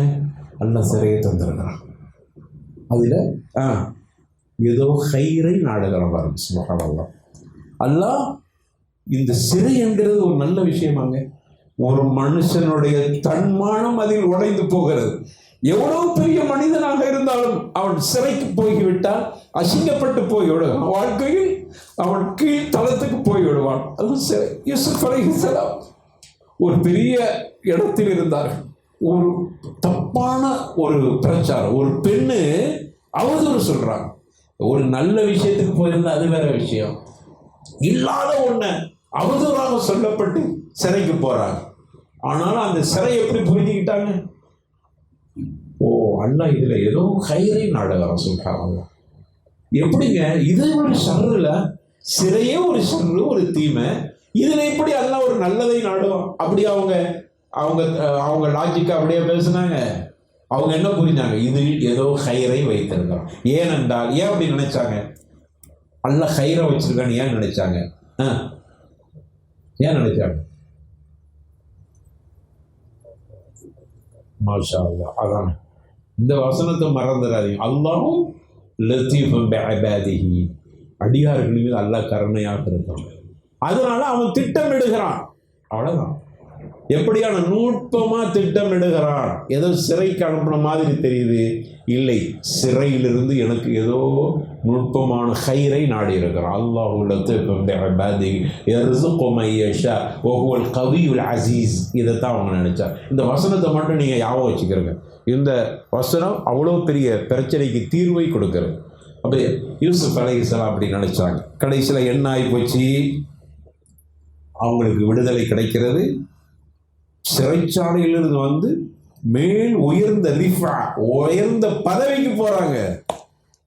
எவ்வளவு பெரிய அதிகாரத்திற்கு போறாங்க. சரி, அதிகாரத்துக்கு போகும்போது அவங்க சொன்ன வார்த்தை குர்ஆன் சொல்லுகிறது. என்ன சொல்லுது, என்ன சொன்னாங்க? யூசுப் அலைஹிஸ்ஸலாம் சொன்னதை அல்லாஹ் குர்ஆன்ல சொல்லி காட்டுகிறான். எப்படி? இன்ன ரப்பி, பாருங்க அவங்க பயன்படுத்திய வார்த்தை இன்ன ரப்பி லத்தீஃபுல் லிமா யஷா அப்படின்னு சொன்னாங்க. இன்ன ரப்பி லத்தீஃபுல் லிமா யஷா, எனது ரப்பு சிறையிலிருந்து உயர் பதவிக்கு போறாங்க. நீங்க என்ன பதவி வேணும், அவங்களே பதவி கேட்குறாங்க. எனக்கு உணவுத்துறை, உணவு அமைச்சகத்தை எனது கையில் கொடுங்க அப்படின்னு கேட்குறாங்க. அதான் உயர்ந்த பதவி. அப்போ பதவிக்கு போகும்போது இன்ன ரப்பி லத்தீஃபுல் லிமா யஷா, லத்தீஃப் பாருங்க, அவங்க உணர்ந்து இருக்கிறாங்க. லத்தீஃப் எப்படி, என்னது ரப்பு லத்தீஃபுல் லிமா யஷா, நாடியதை நுட்பமாக செய்யறான். எவ்வளோ பெரிய வார்த்தை பாருங்க. நான் சிறையில் இருக்கிறேன் அப்போ நினைச்சா அல்லாஹ் லத்தீஃப், அல்லாஹ் திட்டமிட்டு இருக்கிறான். ரொம்ப அழகான முறையில் நுட்பமாக திட்டமிடுறான்னு நினச்சேன். இப்போ எனக்கு தெரியுது நீங்கள் உயர்ந்த பதவிக்கு போங்கன்னு சொல்கிறத பார்க்கும்போது இன்ன ரப்பி லத்தீஃபுல் லிமா யஷா, நாடியவர்களுக்கு நுட்பமாக அவன் திட்டமிடுகிறான் என்பதை அல்லாஹ் ரப்பு எனக்கு புரிய வச்சுட்டான். அல்லாஹ் அக்பர். அப்போ அவங்களுக்கு உயர் பதவி வரும்போதும் அல்லாஹு லத்தீஃப்னு புரிஞ்சிருந்தாங்க, சிறையில் இருக்கும்போதும் அல்லாஹு லத்தீஃப்னு புரிஞ்சிருந்தாங்க, ஆள் கிணற்றுக்குள் இருக்கும்போது அல்லாஹு லத்தீஃப் அப்படின்னு புரிஞ்சிருந்தாங்க. அப்படி புரிஞ்சதுனால அல்லாஹ் எவ்வளோ பெரிய பதவியை கொடுத்தான். நாமளும் அல்லாஹுவை லத்தீஃப்னு புரிஞ்சிருந்தா அவன் என்னோட பிரச்சனைகளுக்கெல்லாம் ஏதோ ஒரு ஹைரை திட்டமிடுகிறான் அப்படின்னு நுட்பமாக திட்டமிட்டுருக்கிறான் அப்படின்னு புரிஞ்சுக்கிட்டா இந்த வரலாறுக்கும் எனக்கு இந்த தொடர்பாக இருந்துச்சுன்னா என்னோட பிரச்சனைகள்லாம் ஒன்றுமே இல்லை. அப்போ ஏதோ ஒரு ஹைரை அல்லாஹ் நாடி இருக்கிறான். எனக்கு எதெல்லாமோ நான் நினைத்ததெல்லாம், நிறைய பேர் அப்படி நம்ம சொல்கிறோம், நமது ஹைரான வாய்ப்புகள் எல்லாமே தவறி போயிடுச்சே, எனக்கு நிறைய நல்ல வாய்ப்புகள்லாம் வந்துச்சுங்க, அதெல்லாம் என்னை விட்டு தவறி போயிடுச்சு. அதே போல் பல ஆசைகள் நடக்காமலே போயிடுச்சு, காலங்கள் கடந்து விட்டது. நிறைய நான் ஆசைப்பட்டிருக்கிறேன், ஆசைப்பட்டதெல்லாம் நடக்கையில். ஒவ்வொரு இளைஞர்கள்ட்டையும் கேட்டு பாருங்க, என்னப்பா ஆசைப்பட்டிருங்க. படிக்கிற பிள்ளைகிட்ட கேட்டு பாருங்க, என்னப்பா ஆசைப்பட்டிருக்கிறீங்க. ஒரு வருஷத்துக்கு பள்ளிக்கூடம் லீவாக இருக்காதா? அவருடைய கவலை அவருக்கு, அவருடைய பிரச்சனை அவருக்கு பிரச்சனையா? அப்படி தானப்பா. ஒரு வருஷத்துக்கு உங்களை சொல்ல இல்லை, பொதுவாக அவர் பொதுவான ஒத்துக்கிட்டார், அவர் இல்லை. ரைட்டு, மாஷா அல்லாஹ் தபாரக். அப்போ ஒவ்வொருவருக்கும் அந்த கவலை இருக்குது. நான் பள்ளிக்கூடம் திறக்க போகிறேன், திறந்துட்டாலே இன்னும் எப்போ லீவு, அடுத்தது எப்போப்பா லீவு, அவருடைய பிரச்சனை. இப்படி ஒவ்வொருத்தர்களும் நம்ம ஆசைப்படுறது நடக்கிறதே இல்லை, கவலைப்படுறோம். ஆனால் ஒரு விஷயத்தை புரிஞ்சுக்கிறேங்க, நீங்கள் உங்களுக்கு தவறி போன நிறைய நல்ல வாய்ப்புகள், நீங்கள் ஆசைப்பட்டது நடக்காமல் இருந்தது, அதையெல்லாம் இழப்பாக நினைக்காதீங்க. அதெல்லாம் எப்படி நினைக்கணும், ஏதோ அல்லாஹ் ஹைரை நாடி இருக்கிறான். நான் உண்மையிலேயே நான் ஆசைப்பட்ட இடத்துக்கோ அல்லது ஆசைப்பட்டது கிடைத்திருந்தாலோ நான் எப்படி இப்பன்னு தெரியாது. அப்போ அதில் அல்லாஹ் ஹைரை நாடி இருக்கா. இப்போ புரிகிறதா? அல்லாஹ்வின் நுட்பமான திட்டமிடுதல் புரிகிறதா? நான் நினைத்தது, ஆசைப்பட்டது, நான் சந்தோஷமா மகிழ்ச்சியா இவ்வளோ பெரிய உயரத்தில் இருக்க வேண்டும் என்று ஆசைப்பட்டதெல்லாம் எனக்கு கிடைச்ச மாதிரி இருந்துச்சுங்க, கைக்கு எட்டுருச்சு. ஆனால் எதுக்கு எட்டையில்? வாய்க்கு எட்டையில் அப்படின்னு நம்ம சொல்லுவோம் பார்த்தீங்களா? நீங்கள் புரிஞ்சுக்கிறீங்க, அதில் அல்லாஹ் நுட்பமான ஒரு திட்டமிடுதலை வைத்திருக்கிறோம். திட்டமிடுதல தக்தீர். அல்லாஹ் நுட்பமான ஒரு தத்பீரை, தக்தீரை, ஒரு தன்சீம், ஒரு தன்சீமை வைத்திருக்கிறான். ஒரு திட்டமிடுதலை அல்லாஹ் வச்சிருக்கிறோம். அதனால கிடைக்கல. இப்படி புரிஞ்சுக்கிட்டா நீங்கள் அதை நினச்சிட்டே இருப்பீங்களா? இப்போ நான் எங்கே இருக்க வேண்டிய ஆள் தெரியுமா? நம்ம பேசிக்கிட்டே இருப்போம். ஆனால் சார் கடைசியில் பார்த்தீங்கன்னா இங்கே வந்து உட்கார்ந்துருக்கிறேன். நான் எங்கேயோ இருக்க வேண்டிய இங்கே வந்து உட்கார்ந்துருக்கிறேன். நீ இப்படி சொல்கிறத விட நான் அங்கே இருந்தேன்னா பள்ளிவாசலில் இருந்திருக்க மாட்டேன். அல்லாஹ், இன்னைக்கு இறை இல்லத்தில் இருக்கிற எவ்வளோ பெரிய பாக்கியம். அல்லாஹ் அக்பர். நான் மட்டும் வேற ஏதாவது படிச்சிருந்தேன்னா நான் எங்கே அல்லாஹ் காப்பாற்றணும், எங்கே இருந்திருப்பேன்? எங்கே கல்சரைகளோடு இருந்திருப்பேன், எங்கேயோ அசிங்கங்களோடு இருந்திருப்பேன், எங்கேயோ அருவறுப்புகளோடு இருந்திருப்பேன். அப்போ நான் புரிகிறேன், நான் மருத்துவம் படிக்காதது ஒரு வகையில் ஹைராக இருக்குமோ? நம்ம விட்டு தப்புனதை நினச்சிப்பான். அதுக்காக மருத்துவம் படித்தவன் தப்புன்னு சொல்ல வரையில. ஒரு மருத்துவம் படித்து சரியாக இருந்தாருன்னா அவர் மட்டும் அதை படிக்காமல் இருந்திருந்தா அவர் எங்கேயோ இருந்திருப்பார். அல்லாஹ் அந்த இடத்தில் கொண்டு போய் வைத்திருக்கிறார். அவர்களுக்கு கிடைத்ததை கொண்டு அவர்கள் திருப்தி அடைந்து அல்லாஹ் ஏதோ ஒரு நல்லதை திட்டமிட்டிருக்கான். நான் ஆசைப்பட்டேன், நான் பெரிய ஏதோ ஒரு படிப்பு படிக்கணும்னு, ஆனால் எனக்கு கிடைக்கல, கடைசியில் மதரசா படிப்பு தான் கிடைச்சிச்சு அப்படின்னு சொல்லிட்டு நான் அதை இழப்பா நினைக்கிறதா, அல்லது அதை அல்லாஹ் நுட்பமா திட்டமிட்டிருக்கான்னு நினைக்கிறதா? நுட்பமா திட்டமிட்டிருக்கான் ரப்பல் ஆலமீன். அப்படி திட்டமிட போய் தான் நான் பைத்துல்லா அல்லாஹுடைய வீட்டில் உட்கார்ந்துட்டு இருக்கிறேன், இல்லைன்னா எங்கேயோ உட்கார்ந்துருக்கேன். இது என்னுடைய கற்பனையில் சொல்ல. இன்னும் வரலாறு சொல்லுது பாருங்க, வரலாறு எடுத்து பாருங்க. அது அந்த மாதிரி வரலாறுகள் நமக்கு குர்ஆன்ல அல்லாஹ் பாடமாக சொல்கிறான். இந்த வரலாறுகளை இப்படி புரிஞ்சு படிங்க. நம்முடைய மனநோய்க்கெல்லாம் பெரிய மருத்துவம் குர்ஆன்ல இருக்குது, எங்கேயும் போக தேவையில்லை. அல்லாஹ் ஒரு ஃபார்முலாவை சொல்லித்தாரான். எப்படி பாருங்க, வஅஸா அன் தக்ரஹு ஷைஅன் வஹுவ கைருல் லக்கும். அடுத்து சொல்றான், வஅஸா அன் துஹிப்பு ஷைஅன் வஹுவ ஷர்ருல் லக்கும். அல்லாஹு அக்பர். வஅஸா அன் தக்ரஹு ஷைஅன், ஒரு விஷயத்தை நீங்க வெறுக்கலாம், ஒரு விஷயம் உங்களுக்கு பிடிக்காம இருக்கலாம். ஏன்டா நம்ம இதை செஞ்சோம் அப்படின்னு நீங்க நினைக்கலாம், பிடிக்காம இருக்கலாம், வெறுக்கலாம். வஹுவ கைருல் லக்கும், அது உங்களுக்கு கைரா இருக்கும். நீங்க வெறுத்தது உங்களுக்கு நன்மையா இருக்கும், உங்களுக்கு தெரியாது. சரி, அதான் அடுத்து சொல்ற மாதிரி, வஅஸா அன் துஹிப்பு ஷைஅன், நீங்க ஒரு விஷயத்தை நீங்க விரும்பி இருப்பீங்க, ஆசைப்பட்டிருப்பீங்க. வஹுவ ஷர்ருல் லக்கும், அது உங்களுக்கு தீமையா இருக்கும். இந்த ஃபார்முலாவை நீங்க திரும்ப திரும்ப படிச்சு பாருங்க. அப்போ நான் ஆசைப்பட்டது கிடைக்கல, நீங்க ஆசைப்பட்டது நீங்க விரும்பியதா இருக்கும், ஆனா அது என்னதான்? ஒவ்வொரு ஷர்ருல் லக்கும், அது உங்களுக்கு தீமை. அதனால தான் அல்லாஹ் கிடைக்க செய்யல. இப்போ பாருங்க, அல்லாஹ் கரெக்டாக திட்டமிட்டிருக்கானா இல்லையா?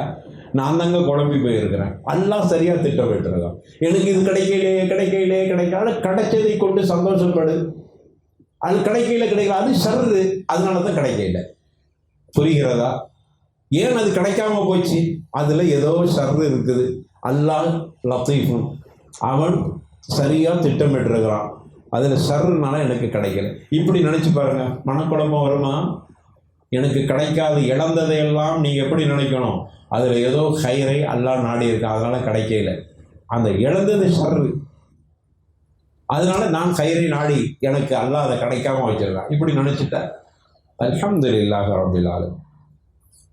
ஒரு சமீபத்தில் ஒரு அரபி மக்காலத்து ஓடிச்சு, அரபி கட்டுரை. அதுல ஒரு வாசகம் ரொம்ப என்னை ரசிக்க செய்த வாசகம். அதில் பாருங்க, அந்த அறிஞர் எழுதுற அந்த தஅரிஃபு மஸ்லஹத்தக, அந்த தஅரிஃபு மஸ்லஹத்தக வல்லாஹு யஅரிஃபு மஸீரக. அற்புதமான வார்த்தை. நீ உன்னுடைய நலனை பற்றி, உன்னுடைய நன்மையை பற்றி நீ தெரிந்திருக்கிறாய். நான் இப்படி நடக்கணும், நடந்தால் இது நல்லது, அதை நான் தெரிஞ்சிருக்கிறேன். அப்படி தானே? எனக்கு இது நடக்கணும், இது நடந்தால் நல்லது அப்படின்னு நான் தெரிஞ்சிருக்கிறேன். ஆனால் அது நடக்காமல் போயிருக்கு. அப்படி தானே? இது நடக்கணும்னு நான் நினைக்கிறேன், அது நல்லதுன்னு நினைக்கிறேன், ஆனால் அது நடக்காமல் போயிடுச்சு. அதுக்கு அந்த அறிஞர் சொல்றாரு, வல்லாஹு யஅரிஃபு மஸீரக, மறந்துடாத, அல்லாஹ் அதனுடைய முடிவை அல்லாஹ் அறிந்தவனா இருக்கலாம். நீ அதனுடைய அந்த நலனை மட்டும்தான் நீ நல்லது நினைச்சிட்டு இருக்கிறா, ஆனா அதனுடைய முடிவு இருக்குமே, அதை யாரு அறிஞ்சிருக்கா? அல்லாஹ் அறிஞ்சிருக்கான். இப்போ உனக்கு கிடைக்காம போயிடுச்சுன்னா என்ன அர்த்தம்?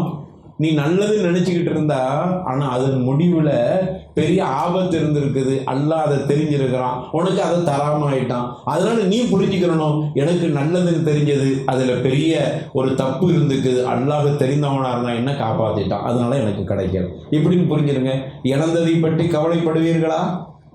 இழந்ததை பற்றி நீங்க சந்தோஷப்பட. இழந்து ஒரு விஷயம் கிடைக்கலன்னா வந்து சஜதத்து சுக்குர் செஞ்சிருவீங்க. ஏன்? அதுல ஏதோ கயிறை நாடி இருக்கிறோம். அல்லாஹ் அக்பர். உள்ளபடியாக அதான் உண்மை. உனக்கு வர வேண்டியது தவறி போச்சுன்னு சொல்லி அதையே நினைச்சு நினைச்சு நினைச்சு கவலைப்படாத. அதனால தான் 5 வக்து தொழுகை முடிஞ்ச உடனே நம்ம ஒரு துவா ஓதுறோம். அல்லாஹும்ம லா மானிஅ லிமா அதைத் வலா முஅதிய லிமா மனஅத். என்ன அர்த்தம் அது? அல்லாஹ் கொடுக்க நினைத்ததை யாராலும் தடுக்க முடியாது, அல்லாஹ் தடுக்க நினைத்தது யாராலும் கொடுக்க முடியாது. அது வாயளவில் ஓதிட்டு போறது இல்லை, கல்விலிருந்து வரணும்.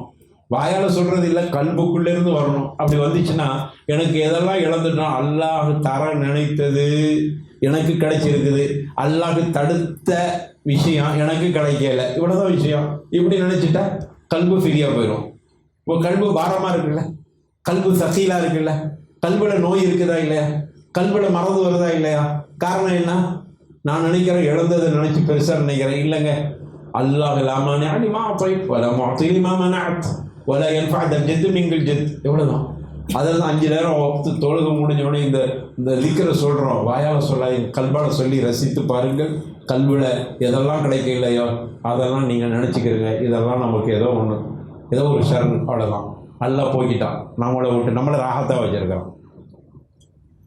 அதான் ஒரு நரல் அலம ஒலா நரல் அமல அல்லதி எத்த வல்லது மினுகு.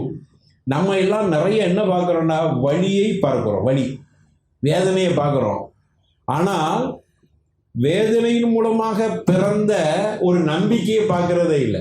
என் கண்ணுக்கு முன்னாடி இப்படி நடந்து போச்சேன்னு வேதனையை பார்க்குறாங்க. அந்த வேதனைக்கு பின்னணியில் ஒரு நம்பிக்கை வச்சிருக்காங்க, அதையே புரிய மாட்டேங்கிறோம். அதை புரிகிறது இல்லை நம்ம. அதனால தான் நமக்கு மனக்குழப்பம் வருகிறது. அதனால் நீங்கள் குரானை கொஞ்சம் படித்து பாருங்கள். இன்னொரு வரலாறு பாருங்கள், ஹிதர் மூசா அலைஹிமுஸ்ஸலாம் அவங்களுடைய வரலாறு படித்து பாருங்கள். இப்போ கப்பலின் ஓட்டை போட்டது கப்பலுக்கு சேதமும் இழப்பும் நினைச்சிட்டு இருக்கிறோம், அப்படியா? அந்த அந்த வசனத்தை நம்ம எப்படி புரிஞ்சுக்கிறோம்? கப்பலில் ஓட்ட போட்டது ஹிதர் போட்டார். அந்த வரலாறு முழுசா தெரிஞ்சா இப்ப நான் சொல்லக்கூடிய அந்த துணுக்கை நீங்க புரிஞ்சிருவீங்க. படிச்சுக்கிறீங்களா? இந்த வரலாறு படிச்சிருப்பீங்க. கப்பலில் ஹிதர் ஓட்ட போட்டார். அப்படி ஓட்ட போட்டது கப்பலை சேதப்படுத்தி சின்ன பின்னமாக்கி நாசத்தை உருவாக்கி விட்டார். இழப்பா அல்லது கப்பலுக்கு பாதுகாப்பா? கப்பலுக்கு பாதுகாப்பு. அதை அவர் சொல்லி காட்டுறாரு. காண வராகும் மலிக்கும் குல்ல யஹுது குல்ல சஃபீனத்தின் கஸ்பா. பின்னாடி ஒரு அரசன் இருக்கிறான், அவன் நல்ல காப்படையெல்லாம் ஹஸ்பண்ட் பலவந்தமா பிடிச்சிக்கிறான், அபகரிக்கிறான். ஹஸ்பண்ட பலவந்தமா பிடிக்கிறான். ஓட்டை இருந்துச்சுன்னா விட்டுறான், ஓட்டை போச்சுன்னா இது சரியா வராது, கராப் போயிரு, தூரமா போயிரு. நல்ல கப்பல் வந்துச்சுன்னா ஹஸ்பண்ட் அதை பலவந்தமாக பிடித்துக் கொள்கிறான். இப்ப பாருங்க, அந்த ஓட்ட போடுதல் ஒரு திட்டமிடுதல். அந்த திட்டமிடுதல் அதுல பார்க்கும்போது வெளிரங்கமா பார்க்கும்போது இழப்பு மாதிரி தெரியும். இழப்பு இல்லப்பா, நல்ல கப்பலை ஓட்ட போடுற இழப்பு இல்லை, அதன் பின்னணி கயிறா இருக்குது. இந்த வரலாறு எனக்கு இந்த பாடத்தை சொல்லணும். உனக்கு சில நேரங்கள்ல நஷ்டம் மாதிரி தெரியும், எங்க ஒரு குடுங்களை உடுந்த மாதிரி தெரியும், ஒரு பள்ளத்துல இறங்கின மாதிரி தெரியும், அல்லது வியாபாரத்தினுடைய இறுதி எல்லையை அடைஞ்ச மாதிரி தெரியும். நீங்க தப்பா நினைக்காதீங்க, அது அழகா திட்டமிடுறான். எப்படி கப்பல் ஓட்டை போடப்பட்டது, அதற்கு பின்னணியில உட்கார்ந்து வர்றாகும் மணிக்கு யோசுதுக்குள்ள சபீரத்தி கஸ்பா, பலவந்தமாக பிடிக்கிற கப்பலில் இருந்து பாதுகாப்புக்காக வேண்டி போடப்பட்ட ஓட்டை அப்படின்னு இந்த வரலாறு உன் கண்பல நிறைவாக படித்துப்பார். என்னோட பிரச்சனை ஒண்ணும் இல்லைன்னு ஆயிரும். இந்த குரான் தாங்க ஆறுது.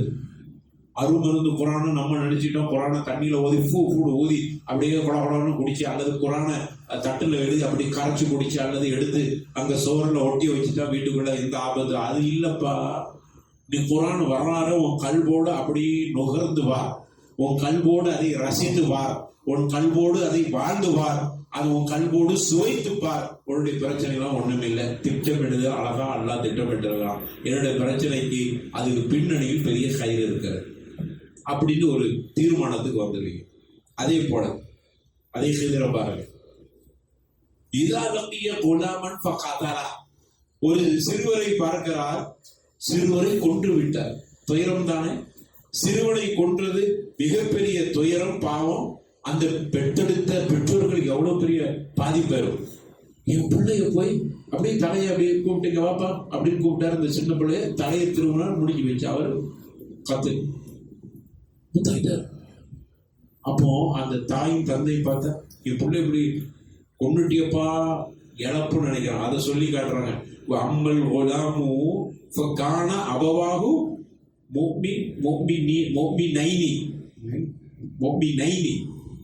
ரெண்டு பேருக்கு மூமின்கள். அம்மல் ஒலாம், இந்த சிறுவனுடைய காண அபவாகு, சிறுவனுடைய பெற்றோர்கள் இருக்கிறாங்களே, மோமி நைனி, ரெண்டு பேருமே மோமின்கள். இந்த பிள்ளை இழந்தது இழப்பல்ல ஹசீனா ஐ ஒரு ஹிகஹுமா துகியானம் ஓ குஃப்ரா. இதான் காரணம். அந்த பிள்ளைய கொன்றதுக்கு அந்த பெற்றோர்களுக்கு கயிறு. அவன் நினைக்கிற புள்ள போயிடுச்சே, பிள்ளை இந்த மாதிரி இந்த மனுஷன் ரெண்டு பேர் வந்தாங்க, அதுல ஒரு மனுஷன் தலையை திருவினாரு, பிள்ளை செத்து போயிடுச்சே, என் பிள்ளைய கொண்டுட்டார இல்லப்பா ஹசீனா ஒரு ஹிகஹுமா துகியானம் ஓ குஃப்ரா. அந்த புள்ள மட்டும் ஹயாத்தா இருந்தானா நாளைக்கு அந்த புள்ளையால் நீ பெரிய பாவியாயிருப்பா. ஒன்னு வடிகட்டுக்கு அந்த புள்ள கொண்டு போய் விட்டுருப்பா. இப்ப அந்த பிள்ளைய சாவடிச்சதுனா நீங்க ரெண்டு பேரும் யாரா போயிட்டீங்க? மோமினை, ரெண்டு பேருமே மோமினா போயிட்டீங்க. மோமினானி, நீங்க ரெண்டு பேருமே மோமின். உங்களுக்கு மோமினாக ரெண்டு பேரும் இருக்கிறது ஈமான தக்க வச்சுக்க. உன் பிள்ளை செத்து போனதுனால இப்ப பிள்ளை செத்து போனது அவருக்கு சேதமா அல்லது ஈமான பாதுகாத்தது சேதமா? எதப்பா எதோட ஒப்பிட முடியும்? ஈமான பாதுகாப்பது தாங்க. புள்ள அடுத்தது கிடைக்கும். போன ஈமான் கிடைக்குமா? கிடைச்சா தான் வலிமையா இருக்குமா? போன வரைக்கும் உண்டான ஈமானுக்கு உண்டான ஹசாரா எவ்வளவு பெரிய நஷ்டம், அதுக்கு ஈடுகட்ட முடியுமா? அப்ப இதுதான் கயிறு. இங்க திட்டமிடுதல். ஒரு இழப்பில் அல்லாஹ் எவ்வளவு பெரிய கயிறை வைத்திருக்கிறான். இதுதாங்க அல்லாஹ்வுடைய திட்டமிடுதல். இந்த வசனம் எனக்கு இந்த பாடத்தை சொல்லித்தரும். அப்பதான் இந்த குர்ஆனை நான் படிச்சதுன்னு அர்த்தம். சரி, அதுக்கு பிறகு இன்னொரு அப்படியே போயிட்டே இருக்கிறாங்க. சாப்பாடு கொடுக்க மறுத்த ஊருக்கு ஒரு நன்மை செய்யறாரு. மூசாக்கு கூட கொஞ்சம் கஷ்டமா தான் இருந்துச்சு. என்னடாப்பா இதை எப்படி செய்யறாரு? சாப்பாடு கொடுக்க மறுத்தவங்களுக்கு என்னத்துக்கு போட்டு உதவி. இப்ப வஜத பீகா ஜிதாரன் யுரீது ஐயன் அகாமா, கீழே சாய்ந்து விடுங்கிற அளவுக்கு உண்டான ஒரு சுவர். அந்த சுவரை அகாமா, அதை தடுத்து நிறுத்தினார், பாதுகாத்துட்டார். மூசாக்கு கோவம். சாப்பாட்டு கூட இந்த ஊருக்காரன் ஒருத்த கூட கூட்டிட்டு போய் சாப்பாடு தரீங்க. இந்த ஊருக்காரனுக்கு உதவி செய்யறது என்னப்பா நீங்க? அந்த பையனை கொலை செஞ்சுட்டீங்க.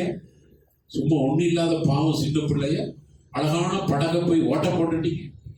இங்க சாப்பாடு தர மாட்டேங்கன்னா இவங்களுக்கு உடனே சேதமாயிட்டு போது விடாம அதை போய் நிறுத்தி வைக்கிறீங்க. அக்காமா அதை நிறுத்துறீங்க.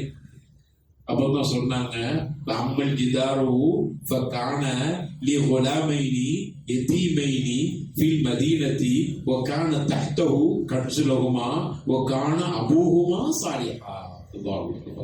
அதுல தத்துவம். இந்த இது நமக்கு வேண்டுமானால் அவருக்கு உதவி செஞ்சுங்கிற திருத்தி இருக்கலாம். ஆனாலும் கூட இவர்களுக்கு ஏன் உதவி செய்யணும்னு கேட்கறீங்களா? அதுல பெரிய கயிறு இருக்குதுங்க. இந்த சுவர் கீழே விழுந்துச்சுன்னா ரெண்டு அனாதையான இந்த பட்டணத்தினுடைய ஒரு எத்தீமான சிறுவர்களுக்குரியது. அதுக்கு கீழே காண தஹ்தஹு கன்சுன், அதுக்கு கீழே பெரிய பொக்கிஷமே இருக்குது. லகுமா, அது இந்த இருவர்களுக்கு உண்டுமானது. இவர்களுடைய பெற்றோர்கள் யார் தெரியுமா? காண அபூஹுமா சாலிஹா, இவர்களுடைய இருவரு பெற்றோர்களும் ரொம்பவும் நல்ல மனிதர்கள். அதுக்காக அல்லாஹ் காப்பாற்ற சொல்லியது. ஒரு கயிறு இல்ல ஷர்ரு, ஷர்ரு இல்ல கயிறு.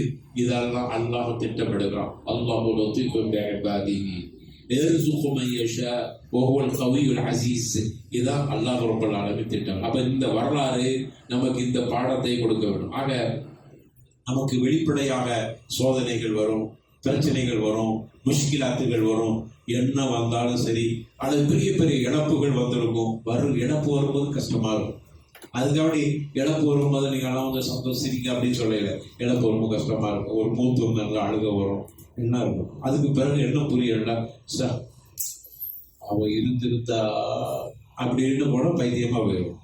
அப்பதான் போயிட்டா இருந்திருந்தான்னு அல்லது அது அவ இந்த கணவன் புருஷன் மட்டும் இருந்திருந்தா மூத்தப்பட்டாரு இருந்திருந்தா அப்படி பைத்தியமா. அப்ப என்ன முடிவுக்கு வரணும்? ஏதோ திட்டமிடுகிறோம், ஹைரை திட்டமிடுகிறோம். அல்லாஹ்வுடைய திட்டமிடாதி எர்சுகுமா யஷா ஓ கவீர் அசீஸ். இந்த பிரச்சனைக்கு, இந்த முஷ்கிலாத்துக்கு, இந்த கல்வில ஏற்படக்கூடிய ஃபஸா, ஒரு திடுக்கத்திற்கு, ஒரு இது மாதிரியான விஷயங்களுக்கு இந்த வசனம் பெரிய ஆறுதலாக இருக்கிறது. அதனால அல்லாஹ் நுட்பமா திட்டமிடுறோம். அதை நீங்க கொஞ்சம் அடிக்கடி அதை யோசிச்சு பாருங்க. அதே போல அருமையானவர்களை, இன்னொரு விஷயம், ஒரு போர்க்களம், தபூக்கு போர்க்களம். நீங்க அந்த தபூக்கு போர்க்களத்தை படிச்சிருப்பீங்க. ஹிஜ்ரி 6ஆம் ஆண்டு நடைபெற்ற ஒரு போர்க்களம் தபூக். மதீனாவிலிருந்து தபூக் கிட்டத்தட்ட 1500 கிலோமீட்டர் தூரம். இன்னைக்கு இருக்கிற சாலையை கற்பனை பண்ணாதீங்க.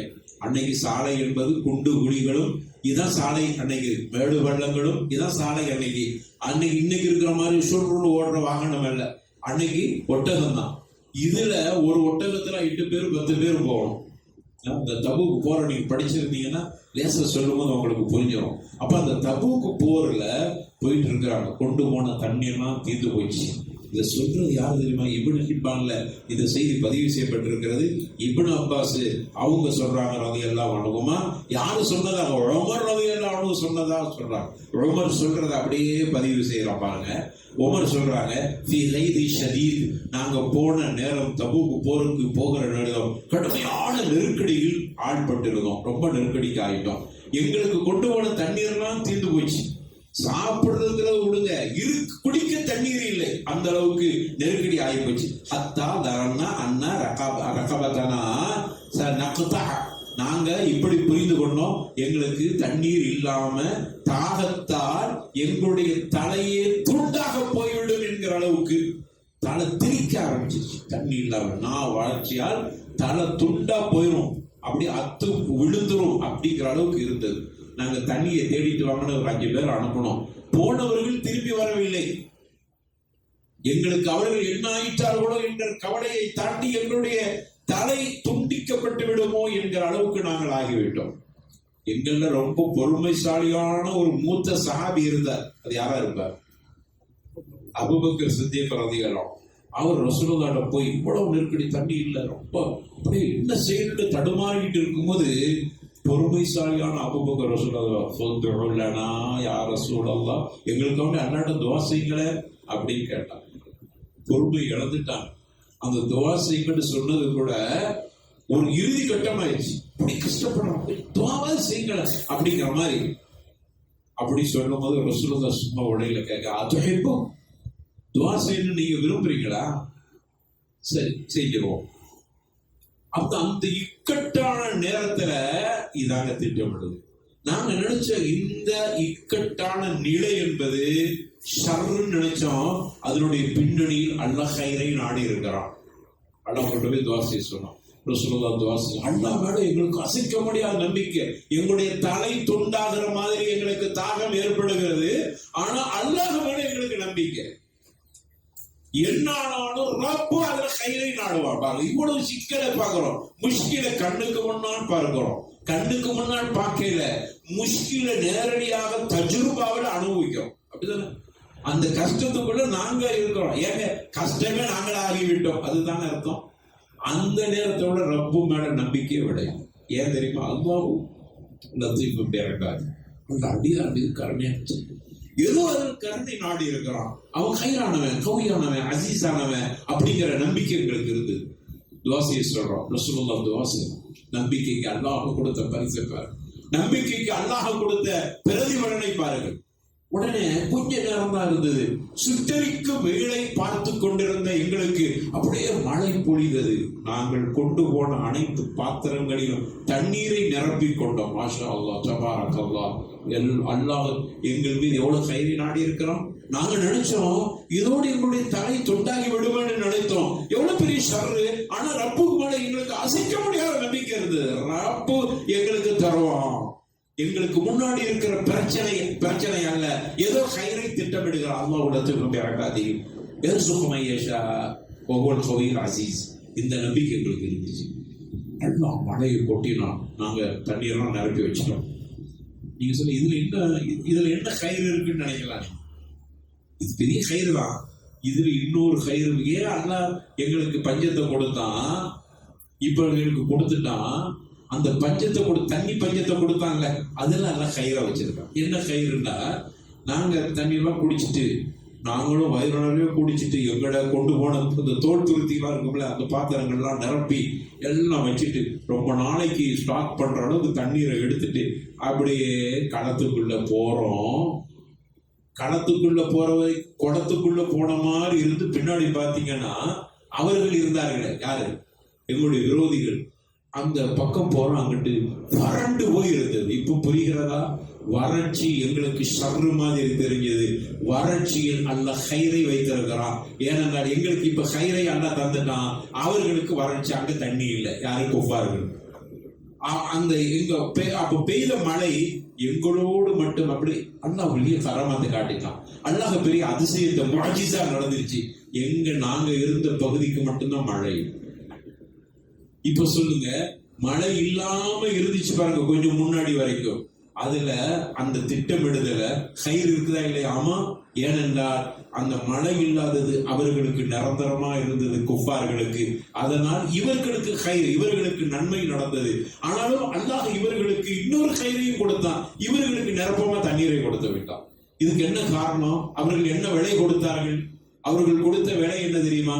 அல்லாஹ் நம்ம இது திட்டமிட்டிருக்கிறான், கயிறை திட்டமிடுறோம், இதுல ஏதோ ஒரு கயிறை நாடுவான் என்று அல்லாஹ் மேல உள்ள நம்பிக்கையில் கொஞ்சம் கூட ஒரு சிறிய அளவு கூட அல்லாஹுடைய நம்பிக்கையில அவங்களுக்கு குறையே இல்லை. ஈமான்ல ஒரு சின்ன நொக்சானோ இழப்பா ஏற்படவில்லை. அல்லாஹ் மீது நம்பிக்கை. அதான் எங்களுக்கு துவா செய்யுங்க, முடிச்சிருவோம். அப்போ இந்த அடிப்படையில அல்லாஹ் திட்டமிடுகிறான். அந்த திட்டமிடுதல்ல நமக்கு கயிறை நாடி இருக்கிறான். அந்த திட்டமிடுதல் நமக்கு கயிறை நாடும். சரி, இப்ப இதுக்கு ஒரு தீர்வு சொல்லணும். நான் பிரச்சனைகளை மட்டும் சொல்லிட்டு அப்படியே சொல்லிட்டு போயாச்சு. இப்ப தீர்வு என்ன? சரி, அல்லாஹ் பிரச்சனை இருக்குது, பிரச்சனைகள் நிறைய இருக்குது. நம்ம என்ன செய்ய? தலையாடல வீட்டுல சொல்றோம், எங்க எப்படி இருக்குது, எப்படி வறுமையில இருக்கிறோமே, கஷ்டப்படுறோமே, என்ன செய்யறது? கொஞ்சம் ஏதாவது போய் முயற்சி பண்ணலாம். அல்லாஹ் அல்லாஹ் நுட்பமானவன், அழகா நுட்பமா திட்டமிட்டு இருக்கான். அதனால உழைக்கலாம் தேவையில்லை, வீட்டுக்குள்ள தவக்கலால தான் இருந்தா எல்லாம் கிடைச்சு போகும் அப்படின்னு சொல்லிட்டு இருக்கிறதா? என்ன செய்யணும்? படம் அதை தீர்வு சொல்லுகிறது. இதான் தீர்வு. அப்புறம் நமக்கு ஒரு பிரச்சனை வருது, இப்ப பிரச்சனைல இருக்கிறோம். ஏதோ கயிறை நாடி இருப்பான், அல்ல கயிறை நாடி இருப்பான் அப்படின்னு பள்ளிக்குள்ளேயே உட்காந்துட்டு கயிறை நாடிப்பான், அல்லது வீட்டுக்குள்ளேயே உட்காந்து கயிறை நாடி இருப்பான். இந்த வசனங்களையும் இந்த தப்சீரையும் படிச்சுட்டு அப்படியே இருந்து அப்படி அல்ல. என்ன செய்யணுமா? பிரச்சனையிலிருந்து வெளிவருவதற்கு நீ என்ன முயற்சி செய். ஏனென்றால் அல்லாஹ் என்கிட்ட அந்த வேலையை வாங்கணும், நீ முயற்சி செய். அதிலிருந்து வெளியே வருவதற்கு பார். வியாபாரத்துல கொஞ்சம் ஒடிஞ்ச மாதிரி இருக்குதா, அதுல வெற்றி பெறுவதற்கு நீ முயற்சி செய். அதுக்கு பொருளாதாரத்தை உழைப்பை கொடு, இன்னும் கொஞ்சம் கூடுதல் உழைக்கணும் போல தெரியுது. நீ என்ன செஞ்சிட்டு இருக்காத, அல்லாமல பொறுப்பு சாட்டிட்டோம், கயிறை நாடுவோம், ஏதோ தோல்வி, அதுக்கு பின்னாடி கயிறு இருக்கு அப்படின்னு சொல்லிட்டு எந்திரிக்காம இருந்தால எந்திரிச்சு நீ ஓடிக்கிட்டே இரு. கீழே ஓடுங்க அல்ல, நான் ஏதோ கயிறை நாடுறோம், அங்கே உளுந்த இடத்துல கிடக்காத. என்ன செய்? திரும்ப எந்திரிச்சு ஓடு. அப்போ உன்னுடைய பிரச்சனைகள் இருக்கும், பிரச்சனைக்கு தீர்வை தேடி நீ உழை, பேசு, நட, ஓடு, அதற்கான முயற்சிகளை செய். ஆனால் நம்பிக்கை அகமடவை. அவ்வளவுதான் விஷயம். தீர்வு தான். வீட்டுக்குள்ளே இருக்காத, முயற்சி செய். அதிலிருந்து வெளியே வருவதற்கு பாடுபடு, அதுக்கு தீர்வை நோக்கி செல். அதற்கு பிறகு அல்லாஹ் கயிறை வைத்திருப்பான். அல்லாஹ் இடத்துல அனைத்து பொறுப்புகளையும் சாட்டி விட்டு நீனும் உழைப்பை செய்.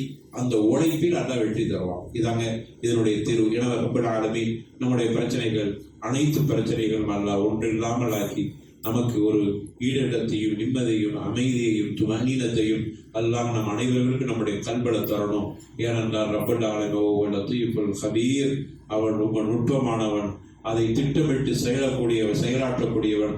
அந்த ரப்பூர் மீது நம்பிக்கை வைத்து நாம் அமைதியை அல்லாஹ் நம்முடைய கல்புகளில் நமக்கு தந்து நம்முடைய குடும்பங்களில் நம்முடைய பிரச்சனைகளை எல்லாம் அல்ல லேசாக்குவானாக என்ற அல்லாஹ் இடத்துல துவா செய்து இந்த உரையை முடித்துக் கொள்கிறேன். அல்ஹம்துலில்லாஹி ரப்பில் ஆலமீன். அஸ்ஸலாமு அலைக்கும் வரஹ்மத்துல்லாஹி வபரகாத்துஹு.